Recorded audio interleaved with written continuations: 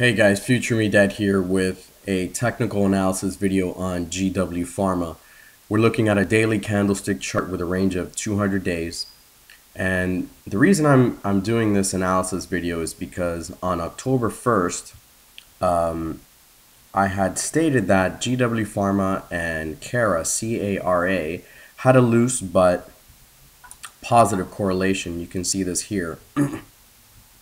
This tweet dated October 1st. And Moonshine, a very good friend of mine, replied saying that he had advised his followers that GW Pharma was going to 70. I think the stock was trading around $84 or so.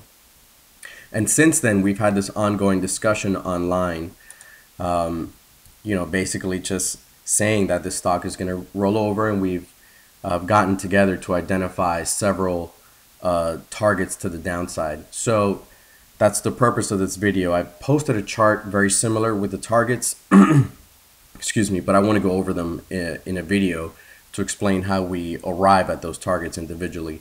So yesterday I posted this chart basically saying that there's a downward trend line, which is pretty obvious, which provides resistance.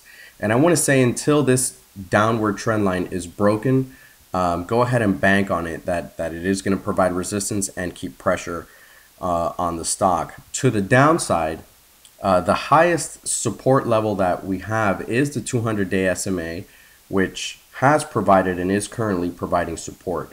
So that is the first support line. However, in one of the earlier discussions earlier this month, Moonshine had identified and brought light to me this gap, which happened on June 6th. The gap would be considered filled at the high of the candle on June 5, which comes in at 69.25. And if I put my cursor right on that top, you can see we've yet to fill it. I would say it is a good chance that it's going to fill it. So that's our first support level. I don't even want to call it support. Actually, I take that back. I want to say it's our first downside target.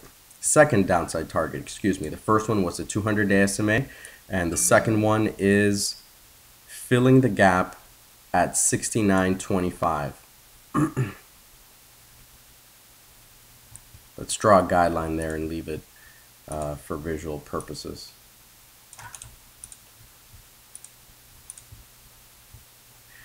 And I'm going to call that 69.25.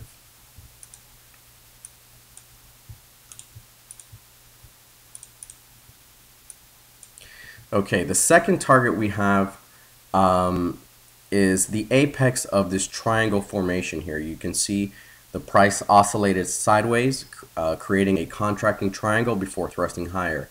Apex of triangle will always provide support or resistance depending on where you're thrusting from.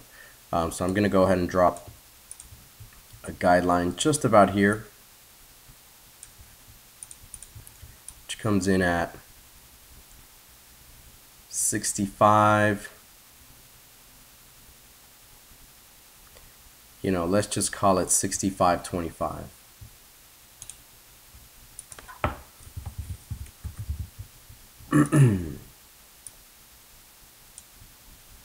Another target that we can come about is your typical Fibonacci retracement of the previous rise, which we are now correcting. So we'll draw our fibs from the swing low to the swing high and see if any fibs come in contact or are in the vicinity of our target area. And you can see our favorite fib, the 61.8% retracement, comes in at 68.27 within the body of the candle before we gapped up. So that comes in at 68.40. Let me drop that in, 68.40.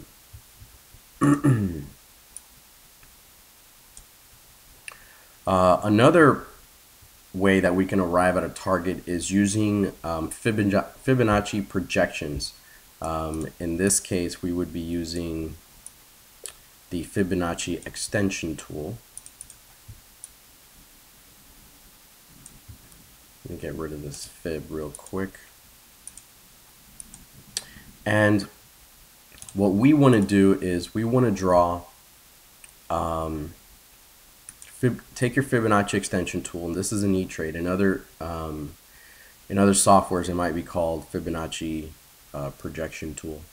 So what we're doing is we're drawing our fib from the very top to the first swing low of this possible ABC correction and projecting it from the high of what I'm considering a wave B. And here we have a pretty good one where the 100%, if this swing low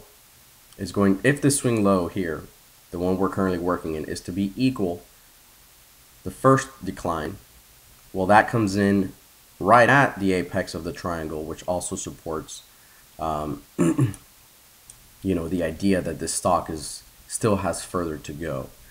So we have a confluence of price targets. We have a gap. We have, let me put it back in, the 61.8% retracement of the previous swing high comes in at 68.40, and we have wave equality, which coincides with the apex of this triangle here at 65.25. So we have a range, and I don't think we've entered it yet. Yes, the 200-day SMA is providing support, but there seems to be stronger targets to the downside acting like a magnet. So as it stands, the range that we've been talking about on Twitter still stands. This should bottom out somewhere between, on the high side, 69.25. If you want to throw in psychological whole number 70, by all means. So we'll say the range on the high side is 70 to the low side 65.25.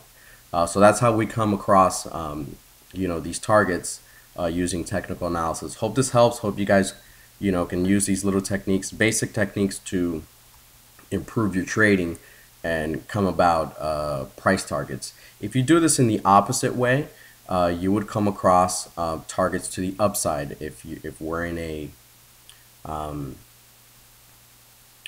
a correction where it's a potential buying opportunity. So FutureMeDead signing out. Any questions, comments, hit me up on Twitter, and good luck to all.